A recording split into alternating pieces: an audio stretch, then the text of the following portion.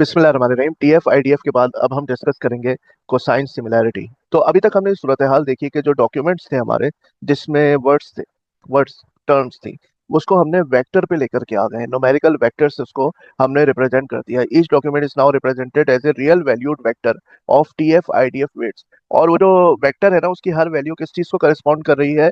TF IDF को, सही है? और ये हमारे पास बी डायमेंशनल वेक्टर है। ये इसमें वी टर्म्स है, वी हमारी वोकेबुलरी है। और टर्म्स जो है वो हमारे पास क्या हो जाएगा? एक्सिस फॉर्म करेंगी। और जो डॉक्यूमेंट वेक्टर है वो क्या होंगे? पॉइंट्स होंगे। वो पॉइंट्स के तौर पे स्पेस में काम कर रहे होंगे। टर्म्स होंगी, जाहिर बात है कि उतनी ही ज्यादा डायमेंशन होंगी। टू टर्म्स है तो टू डायमेंशनल स्पेस होगी, थ्री टर्म्स है तो थ्री डायमेंशनल स्पेस होगी। तो हमारे पास तो भाई tens and millions of dimension होंगी। वेब के अगर हवाले से बात करें तो tens of millions of dimension when you apply this to web search engine. Each vector is very sparse, क्योंकि मोस्ट ऑफ द टाइम जो टर्म्स हैं उनकी वैल्यूज तो जीरो होंगी। ठीक है? तो वो टर्म्स एक डॉक्यूमेंट में सारी टर्म्स तो नहीं होंगी। एक डॉक्यूमेंट तो किसी एक टॉपिक से मुताल्लिक होगा, कुछ हंड्रेड ऑफ टर्म्स पर मुश्तमिल होगा। ठीक है? उसमें से भी क्वेरी में हमारे पास तीन चार टर्म्स होंगी, आठ दस टर्म्स होंगी। ठीक है? अच्छा, इसी तरह से जैसे हमने डॉक्यूमेंट को वेक्टर के तौर पर रिप्रेजेंट किया है, हम क्वेरीज को भी वेक्टर के तौर पर रिप्रेजेंट करेंगे। Do the same for queries, represent them as vectors in the high dimensional space. अब हम देखेंगे कि जो डॉक्यूमेंट्स हैं वो हमारी क्वेरी से कितने नजदीक है, कौन सा डॉक्यूमेंट ज्यादा नजदीक है। तो हम रैंक करेंगे डॉक्यूमेंट्स को according to their proximity to the query, कि वो क्वेरी से कितने नजदीक है। प्रॉक्सिमिटी का मतलब है डिस्टेंस। तो जितना कम डिस्टेंस होगा उतनी सिमिलैरिटी ज्यादा होगी डॉक्यूमेंट और क्वेरी में, और जितना डिस्टेंस ज्यादा होगा तो उतने ही वो क्या होंगे? अनरिलेटेड डॉक्यूमेंट्स होंगे। ठीक है? तो याद करिए कि हम बेसिकली इधर आए क्यों हैं। We are doing this because we want to get away from the you are either in or out feast or famine Boolean model. Boolean model क्या था? आर या पार। You are either in or out, या तो आप अंदर है या बाहर है। या तो आपको अवेलेबल है सब कुछ, या आपको कुछ भी अवेलेबल नहीं। फेस्ट और फेमाइन। तो इंस्टेड ये जो हम लोग टीएफ आईडीएफ और रैंकिंग कर रहे हैं और आपको साइन की तरफ आए हैं, तो उसका मकसद क्या है कि रैंक करो रेलेवेंट डॉक्यूमेंट्स को हायर देन नॉन रेलेवेंट। जो रेलेवेंट डॉक्यूमेंट्स है उसकी हाई रैंकिंग होनी चाहिए बनिस्बत उनके जो के नॉन रेलेवेंट डॉक्यूमेंट्स हैं। अच्छा जनाब, तो पता ही चला कि टीएफ आईडीएफ जो है वो डॉक्यूमेंट्स को ट्रांसफॉर्म कर देती है न्यूमेरिकल वेक्टर्स में। और अब जो हम पढ़ने जा रहे हैं कोसाइन सिमिलैरिटी, वो उन न्यूमेरिकल वेक्टर्स को यूज करेगी और उसके जरिए से दो डॉक्यूमेंट्स या क्वेरी और डॉक्यूमेंट्स की सिमिलैरिटी को डिटरमिन करेगी। अच्छा, अब सिमिलैरिटी को डिटरमिन करने के लिए हमारे पास पहले तो एक और चीज है, यूक्लिडियन फॉर्मूला। यूक्लिडियन फॉर्मूला जो है वो क्या करता है? दो पॉइंट्स के दरमियान में डिस्टेंस फाइंड आउट करता है, the Euclidean distance between two points P and Q in a two dimensional plane. मिसाल के तौर पे आप यहाँ पर देखें, एक हमारे पास टर्म है पुअर और एक टर्म है रिच। ठीक है? हमारी क्वेरी क्या है? रिच पुअर, ऐसा पुअर जो रिच हो। ठीक है? तो यहाँ पे क्या है? रिच पुअर गैप ग्रोस, ये हमारे पास डॉक्यूमेंट है। तो इसमें रिच भी आ रहा है, पुअर भी आ रहा है, तो देखिए आप ये क्वेरी से नजदीक है। ठीक है? अच्छा, एक है रैंक्स ऑफ स्टार्विंग पोएट्स 12। ऐसे पोएट्स जो कि बेचारे कहे ज्यादा ही रहे, उनकी रैंकिंग। और रिकॉर्ड बेस फॉल सैलरीज, ओहो, ये तो रिच के करीब आ रहा है और ये जो है पुअर के करीब आ रहा है पोएट्स में। तो इसमें हमारे पास दरमियान में ये डॉक्यूमेंट भी है, रिच पुअर गैप ग्रोस।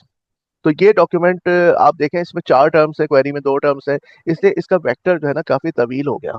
लेकिन वैसे आप दो टर्म्स के हिसाब से देखें तो ये दोनों टर्म्स इस डॉक्यूमेंट में पाई जा रही हैं। ठीक है? लेकिन क्योंकि इसमें ज्यादा टर्म्स है, अब अगर इसमें चार के बजाय छह टर्म्स होती तो इसकी लेंथ और ज्यादा हो जाती।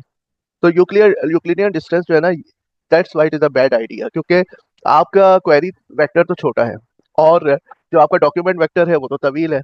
और ये क्या करता है? ये इन पॉइंट्स का फर्क निकालता है। ये जो पॉइंट है और ये पॉइंट है, इसका डिस्टेंस निकालेगा। तो अगर ये वेक्टर आपका तवील होता जाएगा तो जाहिर बात है इसका डिस्टेंस क्वेरी से बढ़ता चला जाएगा।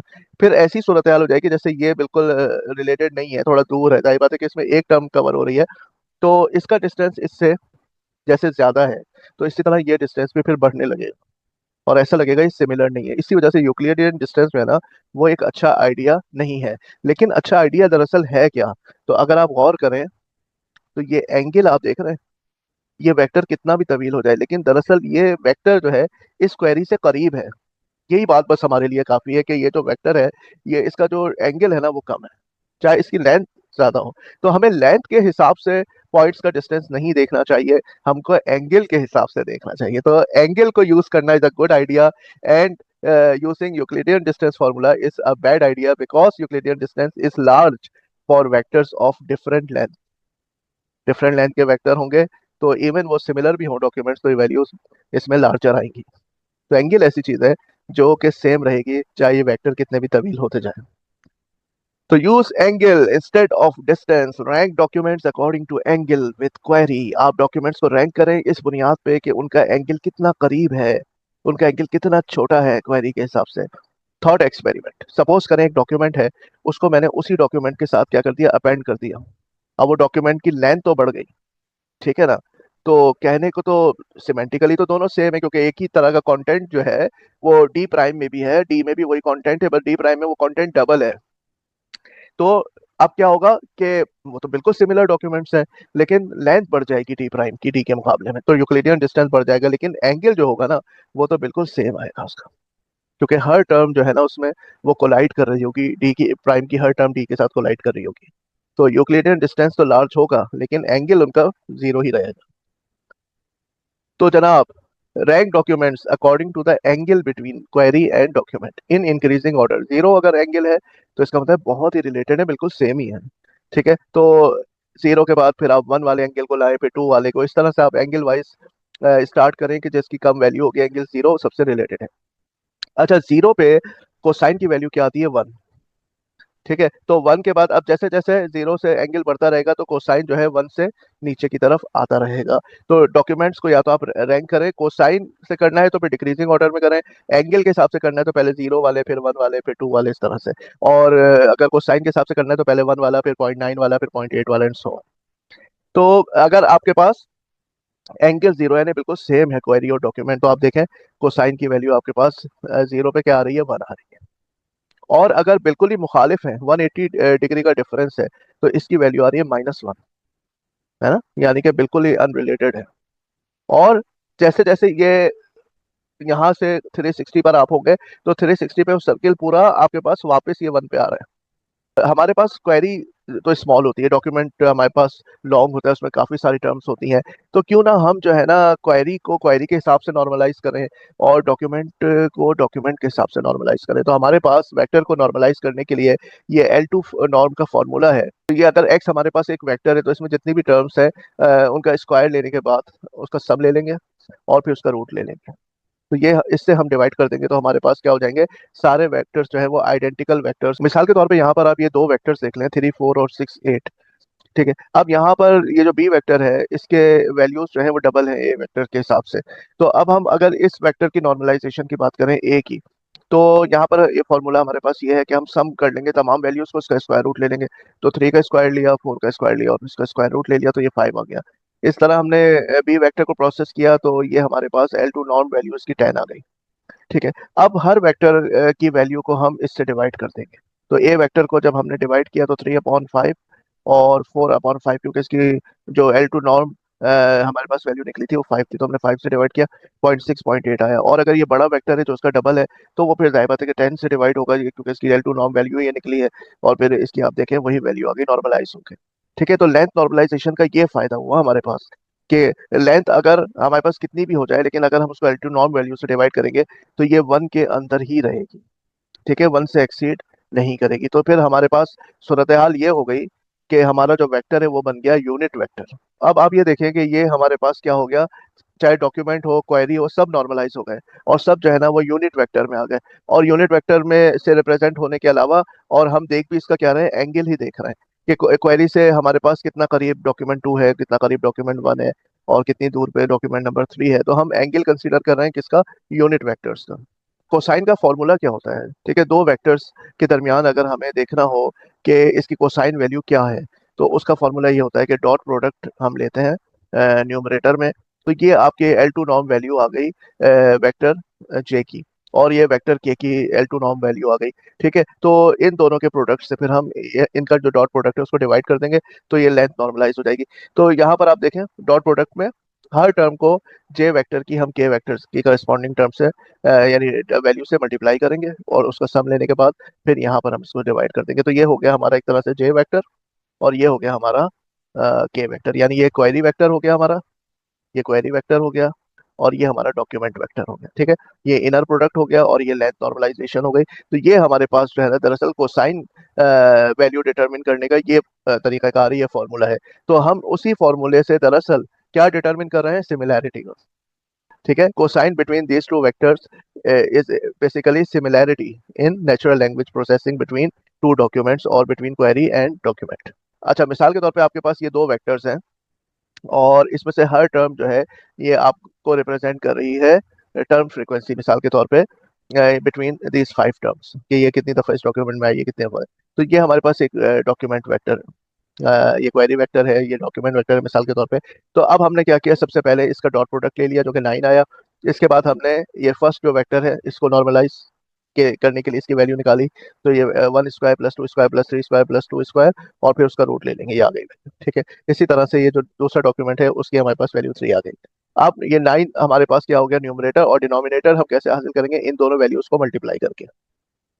तो डिनोमिनेटर में हमने 4.24 और 3 को मल्टीप्लाई किया और न्यूमरेटर में इसका डॉट प्रोडक्ट, तो हमारे पास ये आ गया कि तकरीबन ये 70.7% सिमिलर है डॉक्यूमेंट्स। तो क्या बात हुई कि हम डॉक्यूमेंट्स को रैंक करें। ठीक है, 1 कोसाइन वैल्यू अगर 1 है तो वो मोस्ट सिमिलर है क्योंकि एंगल 0 होगा। 1 जो है वो एंगल 0 को करस्पॉन्ड कर रहा है, या 0 एंगल 1 को करस्पॉन्ड कर रहा है कोसाइन वैल्यू को। ठीक है, तो ये हमारे पास ये एंगल जैसे जैसे बढ़ता जा रहा है तो सिमिलैरिटी कम होती जा रही है क्योंकि कोसाइन वैल्यू भी 1 से फिर कम होती चली जा रही है। अब ये एग्जाम्पल हम कवर करते हैं जिसमें हम सिमिलैरिटी निकालते हैं बिटवीन डॉक्यूमेंट 1 और डॉक्यूमेंट 2। वैसे देखने में डॉक्यूमेंट 1 डॉक्यूमेंट 2 काफ़ी सिमिलर लग रहे हैं क्योंकि टीम का भी इसमें तस्करा है, हॉकी का भी है, सॉकर का है, तो विनिंग के बारे में डिस्कशन है, तो काफ़ी जो है ना ये सिमिलर चीज़ को डिस्कस कर रहे हैं ये। तो डॉक्यूमेंट 1 का वेक्टर हमारे पास ये है क्योंकि 1 2 3 4 5 6 7 8 9 10 टर्म्स है हमारे पास और ये D2 का है। ठीक है, इसका हमने सबसे पहले डॉट प्रोडक्ट ले लिया और उसके बाद फिर अ, इनका अपना अपना L2 नॉर्म वैल्यू निकाली, 5 × 5 प्लस 0 × 0। ठीक है, तो इन सब टर्म्स को हमने इनके यानी कि इन वैल्यूज को हमने स्क्वायर किया, स्क्वायर करने के बाद ऐड करके फिर उसका स्क्वायर रूट ले लिया यहाँ पे। ठीक है, तो ये 42 और उसका स्क्वायर रूट ये आ गया। ठीक है, इसी तरह D2 वेक्टर में सारी वैल्यूज को स्क्वायर करके सम करके फिर उसका स्क्वायर रूट ले लिया, तो ये 4.12 हमारे पास वैल्यू आ गई। और प्रोडक्ट आ गया हमारे पास 25, 25 डिवाइड बाय 6.48 मल्टीप्लाई बाय 4.12। ठीक है, तो ये हो गया जनाब 25 डिवाइडेड बाय 26.7, ये बनी हमारे पास 0.94 जो कि आपको यहाँ पे लिखा हुआ नजर आ रहा है। ठीक है, अब सपोज करें कि मैं डॉक्यूमेंट 1 की सिमिलैरिटी निकालता हूँ डॉक्यूमेंट नंबर 3 के साथ। तो यहाँ पे देखें टीम की बात कर रहा है लेकिन ये बात नहीं कर रहा है, यहाँ पे कोच की बात कर रहा है, ये कोच की बात नहीं कर रहा। ये हॉकी की बात कर रहा है, ये नहीं कर रहा। ये बेसबॉल की बात कर रहा है डॉक्यूमेंट 3, ये बेसबॉल की बात नहीं कर रहा। हाँ, सॉकर के बारे में दोनों के डिस्कशन है, विनिंग के बारे में भी दोनों का डिस्कशन मौजूद है। ठीक है, सीजन के बारे में दोनों का डिस्कशन नहीं है, लॉस के बारे में भी नहीं है, चलो ये तो सिमिलर है ना। और स्कोर के बारे में भी नहीं है, पेनल्टी के बारे में भी नहीं है। ठीक है, तो कुछ पैरामीटर्स में तो सिमिलर है लेकिन बहुत सी चीज़ों में वो कुछ और बात कर रहा है डॉक्यूमेंट, और ये डॉक्यूमेंट 3 कुछ और बात कर रहा है। ठीक है, तो डॉक्यूमेंट नंबर 1 की हमारे पास D1 तो मौजूद है। अब डॉक्यूमेंट नंबर 3 की बात करते हैं। तो डॉक्यूमेंट नंबर 3 में से अगर हम इसको मल्टीप्लाई करें, ये डॉट प्रोडक्ट निकालें, तो हमारे पास ये डॉक्यूमेंट नंबर 3 का वेक्टर क्या है, हमारे पास है 0 7 0 2 1। ठीक है, 0 2 1 और 0 0 3 0 0।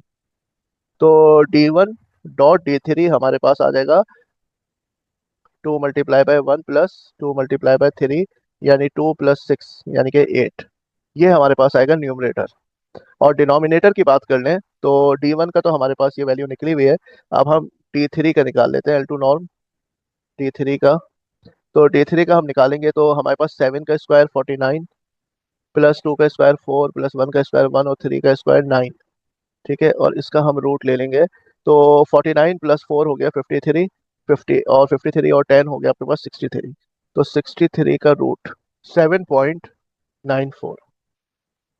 तो ये हो गया हमारे पास 8 हमारा आया न्यूमरेटर, और डिनोमिनेटर में 6.48 मल्टीप्लाई बाय 7.94। तो ये हो गया 8 डिवाइडेड बाय अराउंड 51 यानी कि 0.157। ओहो, यानी तकरीबन 15.7 सिमिलैरिटी आ रही है। कहाँ, 94% सिमिलैरिटी और कहाँ 15.7% सिमिलैरिटी। तो कोसाइन सिमिलैरिटी एक अच्छा मेजर है जिसकी मदद से हम पता लगा सकते हैं कि जो क्वेरी हमने दी है तो कौन सा डॉक्यूमेंट कितना उसके करीब है, ताकि फिर इसकी मदद से हम लोग क्या कर सकेंगे, रैंकिंग कर सकेंगे। जी जनाब, और यूजर को दिखा सकेंगे कि पहले आप ये डॉक्यूमेंट देखें, that is more relevant to your query, then second पे ये है, थर्ड पे ये है, एंड सो ऑन। ठीक है जनाब, चलें, थैंक यू वेरी मच।